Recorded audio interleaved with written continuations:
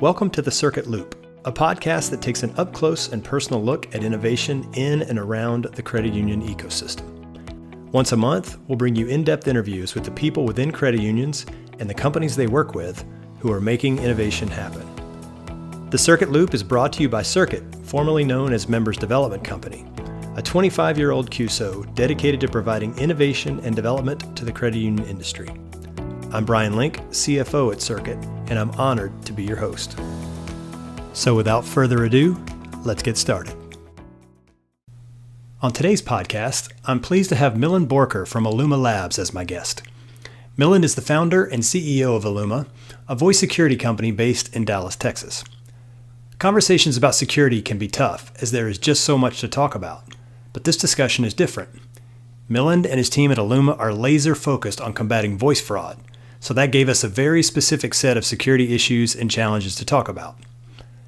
During our discussion, Milind shares the company's origin story and how they found themselves working so closely with credit unions, how the voice fraud challenge is changing due to AI, hint, it's probably not what you think, and why he is so excited about how Illuma is positioned to help credit unions combat a particularly challenging security issue.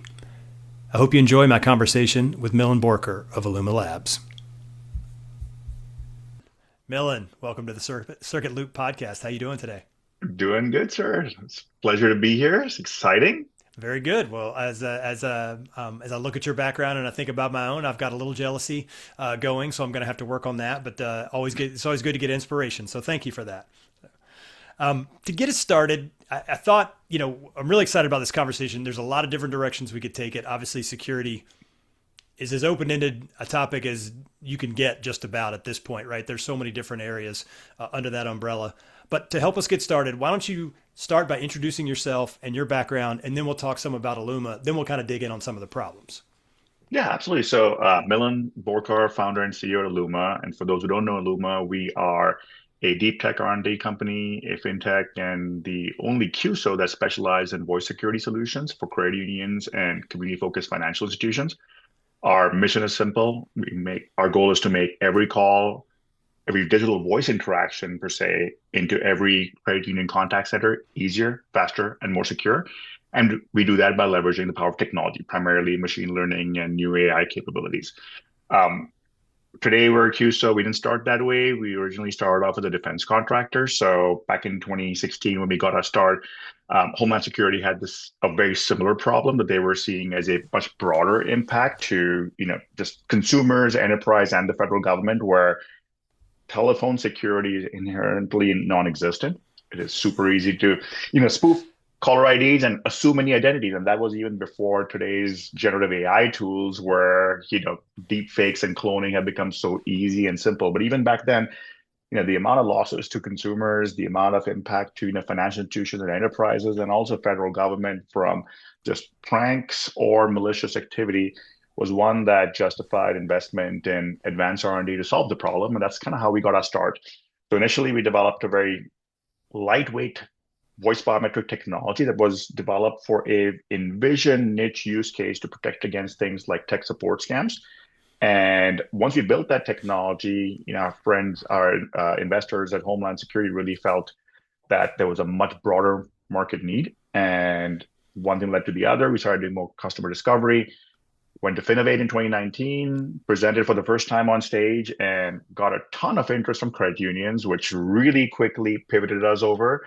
I think that was around the time when we met with MDC, prior to being Circuit back in 2019, 2020 timeframe, messed up first few clients, took our first few investments from credit unions, became a CUSO, and then launched our first client in 2020. And, it's been history. I haven't turned back since then, and very excited that kind of all of that led to being on this podcast with you. So that's all perfect. good decisions. Yeah, that's great. You gave me some background, a little bit of the origin story. Talk to me about the founding team a little bit. Kind of how did you guys get to know each other and sort of coalesce around this particular problem? Yeah, very interesting. So initial starting, since the first contract with Homeland Security, we were in an area where, we wanted to solve relevant problems. And while I had a tool belt based on my background, I have a PhD from Georgia Tech. I've done a lot of work in statistical signal processing and machine learning technologies, and I spent 8 years in Texas Instruments across deep tech R&D development and marketing and biz dev. And the area we got funded under Homeland Security was a SBA driven initiative called Small Business Innovation Research, which is SBIR, that's really driven towards high tech innovative research in the US by US based companies. And back then, my goal initially was to start solving a problem that had a relevance in the market and a need to solve. So at that time, we didn't know we would become a voice security company essentially. But I started seeing a resonance among this particular set of problems that Homeland had pitched that aligned well with what I felt I was uniquely capable of solving, given that some of the incumbents in the space had really focused on the mega enterprise size clients, but didn't have solutions that really scaled down to like the everyday consumer or the everyday community focused financial institution use case. So initially started off solo, and it was very interesting where when we got our first phase one contract with Homeland, I was invited to DC for a kickoff meeting, and they funded three companies to solve this problem, three very different approaches, different kind of technologies. Company one was like 10 years old, 150 employees. Company two was like 9 years old, like 100 employees, and then company three was me, Right. 1 year old, You and your which team. was That was you all fit in the, one room, right? Yeah. the team of me, right? But they did a group kickoff, and then they did a one-on-one kickoff, and the program manager was very clear to me, said, "You are an experiment." Half the folks who were reviewing your proposal felt that being a one-person company was too risky to invest in. But there were others on the group that said, the proposal is solid, the technology is niche, there's a need, there's a path to commercial, like checks all the other boxes off.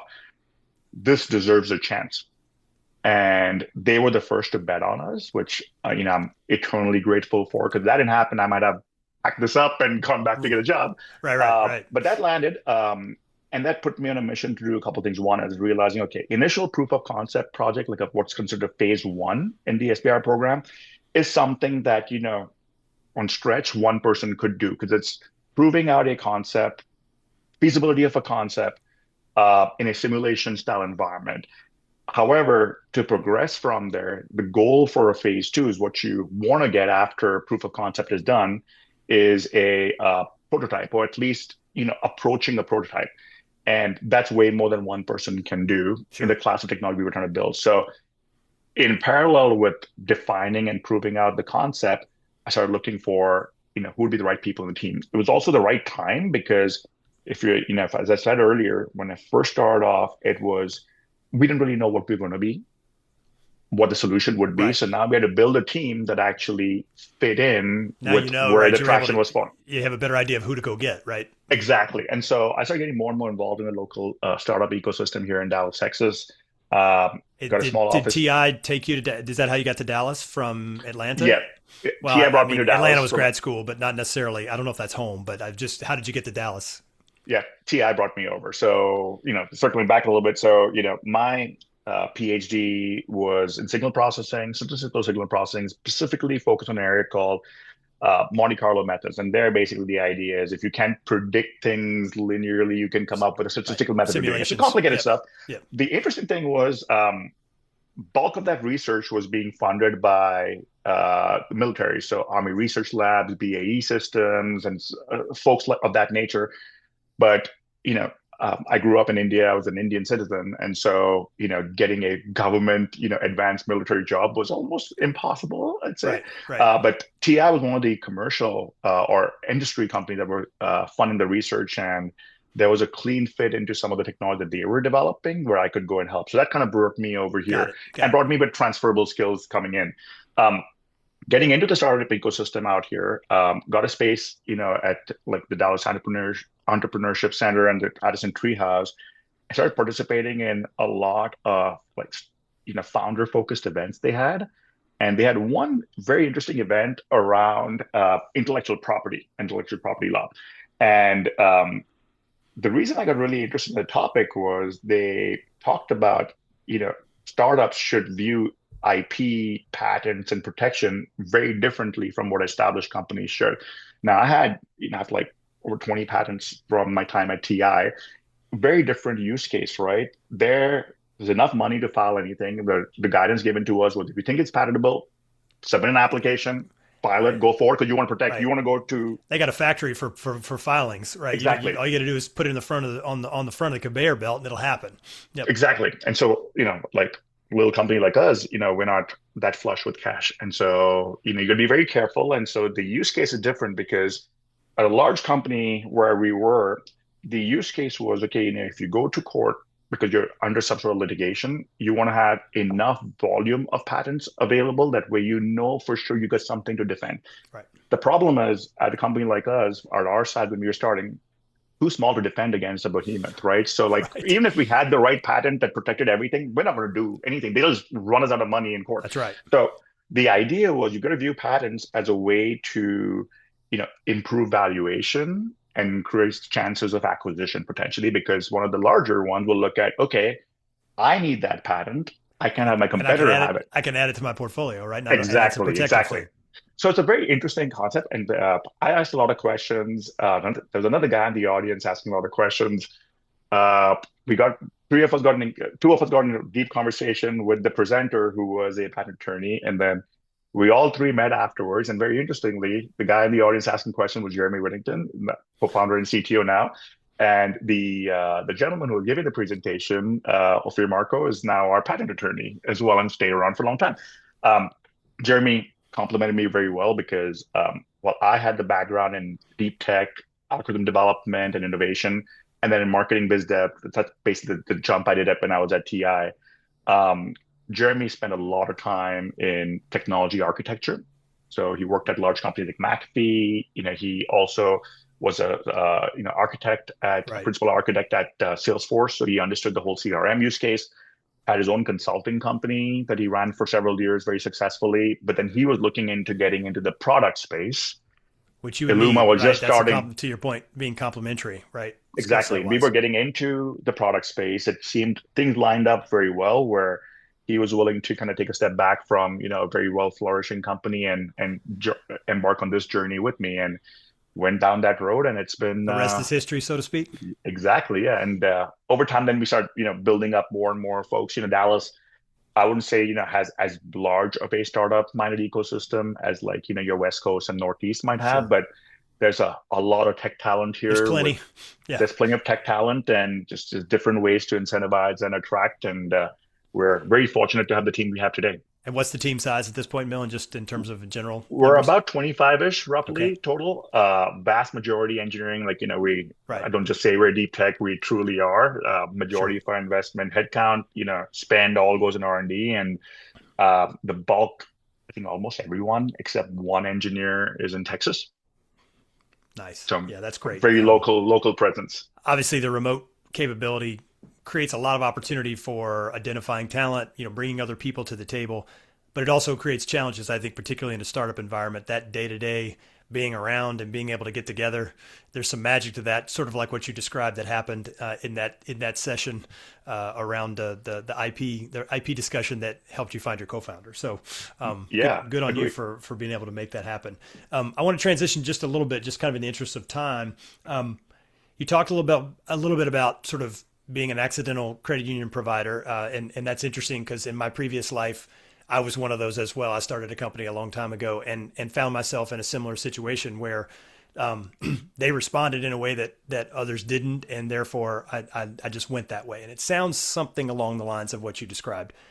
Talk to us a little bit, or give us some ideas about some of the initial successes you had working with credit unions. And those could be from the sales side, but more specifically, what were some of the specific areas of focus you had relative to the technology you guys were building?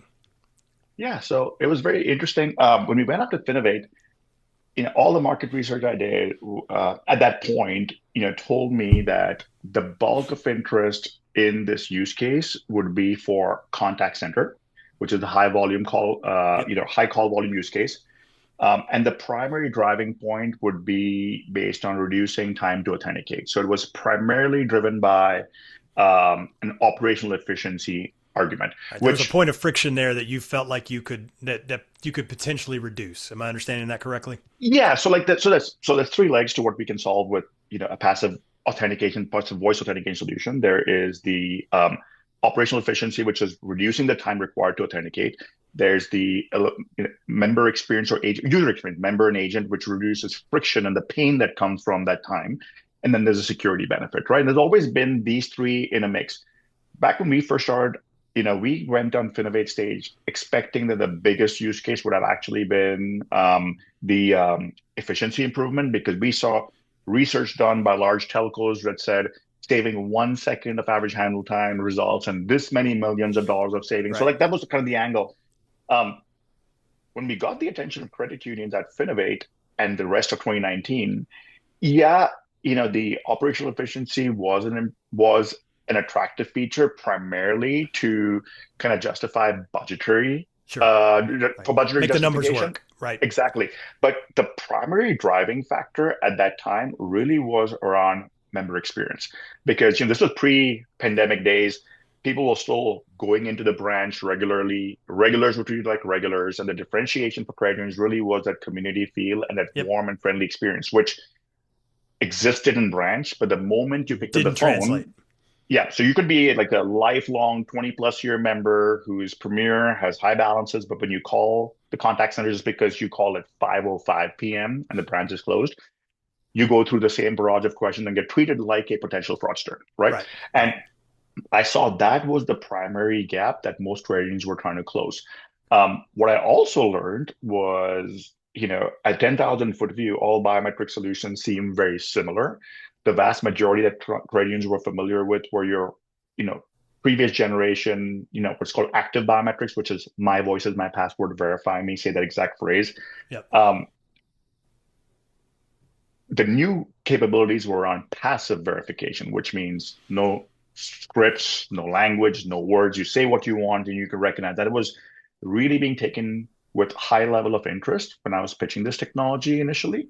And what I really came down to understand was not only did they need this capability in a way that was as frictionless and transparent to members, but credit unions, didn't have as big of IT teams as I thought they had, looking at their buildings from the outside, and realized, so this is why some of the incumbents haven't really, scaled down as much, because they don't have the resources to deploy, Correct. multiple people to manage, fraud reporting and multiple people to manage IT infrastructure. This really has to be quick and easy to deploy, rinse and repeat, easy, monitor as needed, part-time at most. And that really gave us some insight from our first couple of clients who piloted it. They really helped us shape not just the advanced feature sets, but also just the whole packaging and delivery that has allowed us to be successful today. So So that that was kind of road, the so some of eye-opening that part. impact on the roadmap, but also on the initial product development and focus out of the gate. Absolutely. Like, it became a huge priority where it not only, I mean, everyone wants to make it easier for the account holders and members calling in. That makes sense. Easy for agents is also important because they have to use this to be effective. But the effort required for IT and internal management and operations, that was a big delta in terms of what a mega bank might need in terms of the level of customization they need. And they've got a lot of people that they've got to keep busy, right? We didn't have that luxury with credit unions. So we really had to take it very differently and think, okay, what's a consumable model that makes sense? Well, that's a good transition to the next question, because you've mentioned a couple different times sort of the stratification in the market, right? You've got an enterprise level sort of group of institutions, and also of vendors serving those larger guys, right? And baked into that is a whole lot of assumptions about what those institutions can handle, right? And that Yeah. dictates a lot of the way the product is structured, the way it's sold, the way it's priced, et cetera. What about, when you found yourself in this world talking to credit unions, which means you found yourself in a different world in a lot of ways. What was that like in terms of, obviously the cost of doing security well? Everyone knows that that's a valuable investment. It's worth spending money on. That doesn't mean it doesn't mean the ability to spend money to whatever the number is there. What were you seeing in terms of when you're talking to your clients? What were you trying to do in terms of structuring the product and the price point to be able to meet the market need around leveraging your solution? Yeah, so it's a very good question. I'll I'll break it down in two different ways. One is the actual cost impact that we're solving, right? You can look at it in one of a couple of ways. There's the, you know, today, but I'll take a step back real quick. So when I said back in 2019, it was really driven primarily by member experience improvements. That has somewhat changed over the past few years as fraud has gone up and fraud Well, and we're targeting going to talk tracking has about gone that up, because right? we want to Yeah, talk about there's obviously secular trends out there that are related to that. exactly. You know, with if I could do a podcast without talking about AI once, it would Yeah, be miraculous, but it just isn't happening, and it's not going to happen today either. So we'll get there. yeah. So, but I'm bringing it up right now because it kind of flows into, a pricing model and what Right. the business would structure. It really has to be, what's the pain you're trying to solve. So initially it was around experience. That was really difficult to quantify in terms of value, and I still don't have a clean way of doing it because, most credit unions won't measure NPS scores before and after deploying a technology or CSAT or, that, so we came up with some way of measuring or estimating. The easiest way to quantify value was around time saved per agent because that's a dollar value that is Right. an operational cost on every P&L. And we can look at it and say, okay, if we save this much, this is how much value it generates. Very easy to measure. And that still continues to be a key component in like the ROI analysis we provide to our clients as they're helping to, justify their own budget.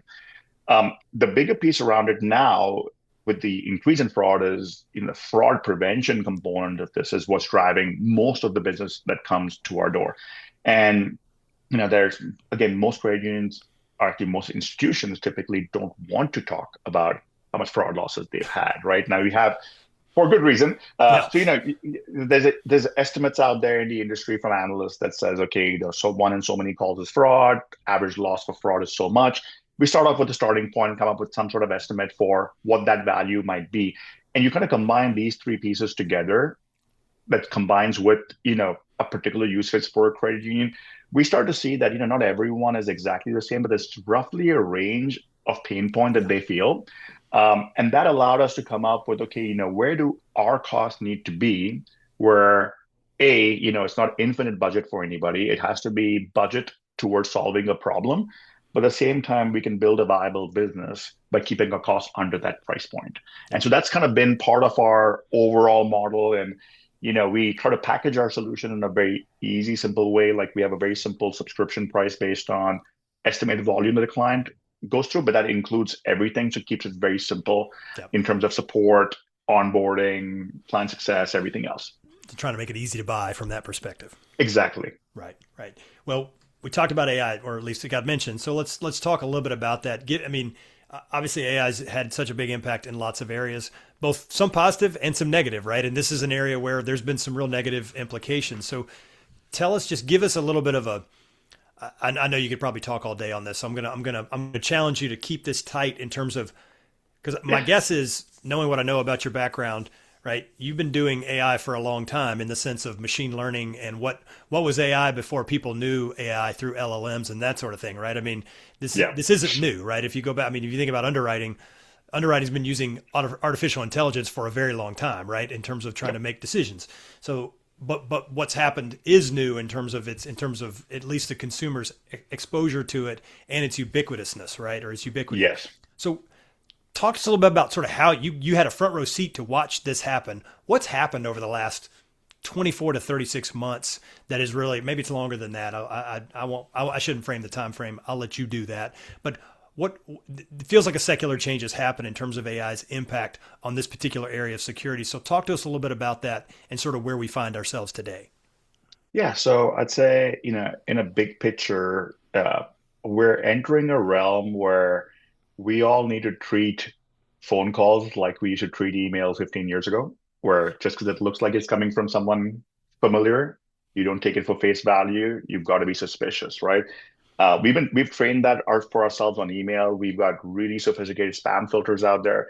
Things get through spam filters, but we still pay attention, Right. right? Like we are trained for that. Um, the average consumer, even credit unions, like the folks answering phones at the credit union contact centers, aren't ready for synthetic voice coming through yet. Um, for a lot of good reasons. One is, AI has improved tremendously where the ability for a human to tell the difference between real and fake, especially on voice, is very limited. Those numbers keep changing. But the last time I looked into these for one talk educational session I was doing, I think it was around 15% detection rate, which means out of Wow. 100, synthetic voices that were sprinkled in, they were able to detect 15% of those. And worse was they actually had a much higher false positive rate, which means it wasn't synthetic, but they would assume this real person is Right. synthetic. They both are painful problems to have, right? For Correct. We treating see it in your email, right? I legitimate. mean, Exactly. a spam filter catches a good email, right? And it could be important. And if you Yeah. don't check your spam, you will think it didn't, you'll never know it happened, right? And this would be the Yes. same for applying this to phone calls. Yeah. So I'm seeing, so that's one phase of things that are happening. And I'd say, what's enabling this really is, I don't believe the AI, I mean, AI today is significantly stronger than what it was a year ago, 2 years ago, 3 years ago. But the big thing is, I don't think it's making fraudsters smarter. It's just making them more efficient. Right. And I kind of think about like the easy way to think about it is, think about like from the credit union perspective as well, right? I mean, every credit union is adopting some form of AI. Like you mentioned, underwriting has been assisted by AI for as long as we know, but now it's been more member facing Correct. instead of being back office. Yeah, it's There's in new areas for sure. Yeah. exactly, and it's not making the credit union smarter or the AI isn't smarter than the humans. It's actually doing high volume repetitive tasks very efficiently Right. and allowing some of the more complex staff to go to the more capable human agents in the contact center. Fraudsters are doing actually the exact same thing in the other direction. So when you think about pre-Gen AI days, um, a fraudster was typically operating a fraud contact center. They also hired agents, right, Right. with a different purpose. They're not as kind and nice as the agents in our credit union contact, but again, Correct. they had agents. They would need training. They would need onboarding. You have your superstars. You have the up and comers, like the similar, HR Right. system out there, but their fraud was limited. How many calls can a human agent pick up and make, try to, defraud somebody, hang up and do it again? And they were prone to errors and repetitiveness. They're doing the exact same thing in the opposite direction that credit unions, where now most credit unions have an AI bot that's handling phone calls initially to handle FAQs and very simple requests. On the flip side, the fraudsters now, instead of having a large set of contact center agents, now they just have army of bots armed with stolen information, and they can just rapid dial hundreds, thousands, tens of thousands of calls just based on compute resources available, Right. Right. calling into contact centers, blocking their calls. Now, the interesting thing we see is we're not seeing as much of synthetic voice that is exactly cloning you or me that's going on. We're seeing synthetic voice being used to do reconnaissance or try to do account takeovers in the self-service channel. So now you have AI on AI, right? That's blocking phone calls. You Right. have, spikes in call volume, which are not real. They're trying to go through, stolen information, It's almost answer like an questions. indirect denial of service attack, sort of, right? Or at Exactly. least I mean, it's clogging in the system for sure. yeah, it's Yeah. usually TDOS, DDoS is how people have actually reported them out and then said, hey, it's not really that. It's actually these are opportunistic AI bots calling in. Right. And they just have to sound like they're human. And, once they escalate past an AI self-service channel, they get to humans. And most human agents who pick up the phone don't realize it until a bit later in the conversation. They're like, okay, this doesn't seem natural. Yeah. And they catch it. So we're seeing that happen a lot. But, it kind of comes back to just the opposite angle of efficiency that we're trying to do on the good side, or our credit union, friends are doing on the good side. The bad guys doing the exact same thing from the other side. The cost of every attack is much cheaper, and they can do a lot more of them in the Right. same amount of time that they did before. And then they escalate to humans when a bit more finesse and skill is required. Right. So very similar concept how we're deploying AI It's as the good guys, right. The they're doing on the bizarro other world side. version of the good guy version, Bizarre, right? Yeah. exactly, exactly. Yeah. So, kind of want to we're getting close to time, so I want to talk a little bit specifically about sort of where Illuma is and where you're trying to go. So tell us a little bit about your goals. I mean, you've given us, at least I feel like I have a sense of kind of the origin story and kind of up to today, sort of where you are. You're in this, there's a lot going on technologically that you guys are having to deal with, which I know is affecting. I have no doubt that it's affecting the product sort of surface area and the roadmap, right? And thinking about that, because what you just described was not a problem, what, 2 years ago, right? Yeah. Or at least it wasn't that kind of, it wasn't a version, at least the nature of the problem was different than it is now. So you have no choice but to try to think about that within the context of what you're doing. So I'm sure that's there, but tell us a little bit about the goal. What are your goals as you think about sort of maybe what's on the horizon for the next, 18 to 24 months? Where do you see, where are you guys putting your focus? Where are you making your bets? So it's an interesting question, right? I'll take a step back on that. We're in an evolving space, like you mentioned. The threats we see today weren't there, 2 years ago, And they and might the not threats be, before maybe you're they looking might at the not be. same thing, right? Yeah, Yeah. or actually, I'll tell you new threats as well, right? Like what I'm Yep. envisioning coming up. When you first started, authentication alone was sufficient, right? It was the member experience piece, which means make everything fast, easy, Yep. transparent to members. Clients loved it, members loved it, agents loved it. As fraud started picking up, we blocked every fraud, like knock on wood, haven't had a single successful fraud across any of our clients till date. That should continue. But the increase in fraud demanded additional capabilities to track and manage fraud. So, we started focusing on more capabilities to automate some of the more manual error-prone processes. So, like one simple example, I'll say, right? Like we polled a ton of our clients last year, visited several of them on site on how do contact center agents handle fraud when they comes in. And typical answer was, well, the first thing they do is they send a Teams message to the rest of the floor staff saying, I got a call from this phone number. They tried to take over this ID, and this is what they did, and this is what some description around it. Some might put it into the core or in a CRM, but most were sharing this. And now your agents have to manually keep track of what's going on. They Right. just call match this watch list that I'm manually tracking. Simple things for AI to automate and simplify so they can be stress free and focus on what they do best, which is providing great Right. member service, right? So that was a focus of our development. Defect detection, obviously, is a huge area of our advanced R&D investment because that's synthetic voice is getting easier and more prevalent, and it's happening. Not as frequently as maybe the media tells you, but it's happening. Frequent enough where we need to have defenses. So that's a huge area of investment for us.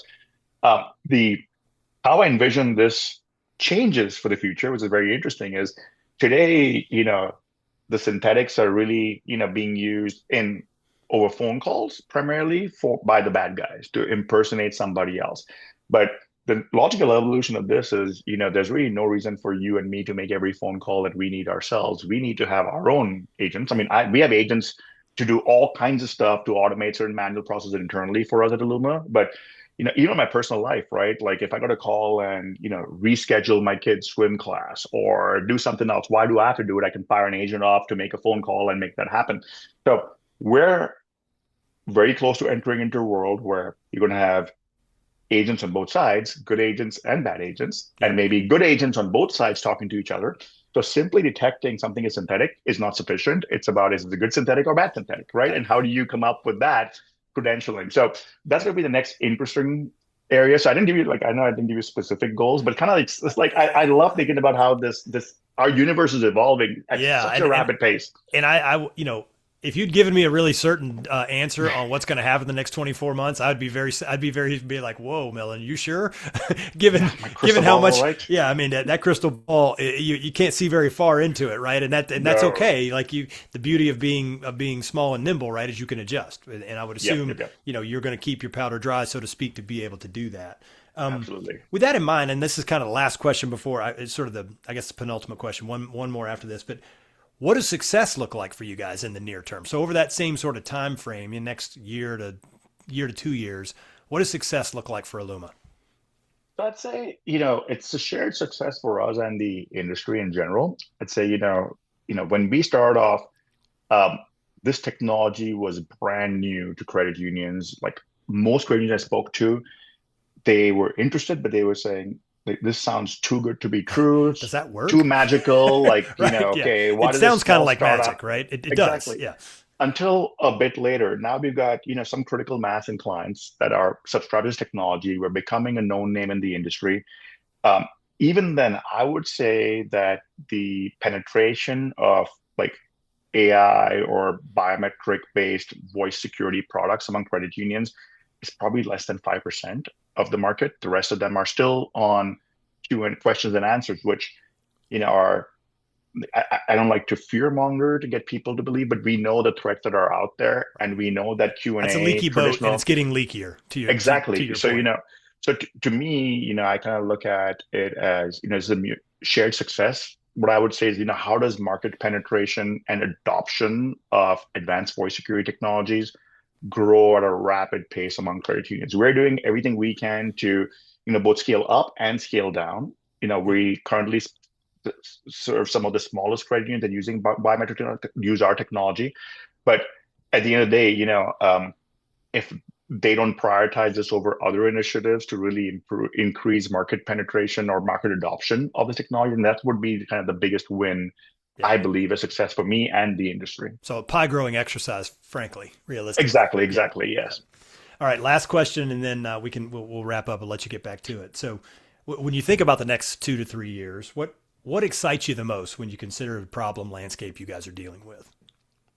So what I've liked, I say about the next 2 or 3 years is the same thing I've liked about the last 2 or 3 years is, we see a niche area of what we address, right, as a solution provider, but really has been collaboration with our clients to kind of figure out what should we actually build that they would actually use, right? Because there's a lot of bells and whistles out there. There's cool stuff you could do, but unless you build something that credit unions, and other community financial institutions will care about, like it's just, interesting R&D for the heck of R&D.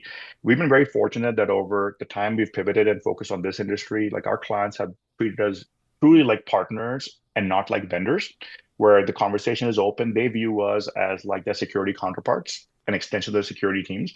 And we get very good insight in terms of, okay, here are the problems we're seeing on a daily basis. Like, okay, if you look at the whole set of problems, everything's there, but what's actually hitting credit unions and what do they need solutions for? We've been getting that very transparently. And what I have been doing is I've been doing more of what I like, which is 2 years ago, I attended like 30 plus conferences a year. I've been reducing that quite significantly and prioritizing going on site visits to clients. And these are site visits after we're done with sales and we actually have clients live, where I really want to learn what are we doing well, what can we do better. And how's those it working? Are my most what's not working, what exactly side by side you can get insights that they're just impossible to get without that otherwise. Exactly. Sure. And that's been the most rewarding piece in my past as well as I look for in the future, because like I mentioned this, I can tell you how I envision technology evolving and what capabilities being out there. And we could try to build solutions to some of those problems we think are interesting, but unless they actually commercialize and someone uses them, like it's just wasted R&D from my mindset. Yeah, so, sure. Going through this journey in partnership with our friends and investors and clients among credit unions is what personally excites me, to actually see research turn into product and solve real problems. That makes sense. Well, that's a good place to stop. Milind, that last bit you described, right? We feel like we've played a small part in that with you, right? We appreciate Absolutely. The relationship, the involvement you guys had in one of our projects around deepfake detection was one of our more popular projects over the past 12 months. We got a lot of really good feedback from the credit unions that participated. And our goal with those kinds of things is exactly what you just described, right? You're looking for serious, real feedback on what problems to solve, right? And so that kind of forum is an effort at that. It's only one of the arrows in the quiver, so to speak, right? You've got to have a lot of that. So I applaud you for what you're up to there. We really appreciate the relationship. Thanks for coming on today. Again, I know you got a lot to get back to, so I'm going to let you get to it. But again, can't tell you how much I appreciate it. I learned a lot in the conversation, and I will, of course, be cheerleading for Illuma. And if we can help in any way, you just let us know. All right? Absolutely. No, I appreciate the opportunity as well. It's, MDC was one of the first, industry, leaders and, thought leaders that, kind of gave us the green light on, hey, if these guys think we're onto something good, then the industry must care. And that has really, paid itself back over the years. So thank you for, your endorsements early, your continued support and partnership, for having me on, and then sharing my simple thoughts on this little problem I think every day and night on. Really good chatting with you, and look forward to working with you even more, Bryan. Sounds great. Thanks. Have a good day. Thank you. Thanks for listening to today's episode of The Circuit Loop. If you enjoyed what you heard, be sure to follow us on your favorite podcast platform, or YouTube if you prefer video, so you can hear each month's new episode. Take care, and talk to you next month.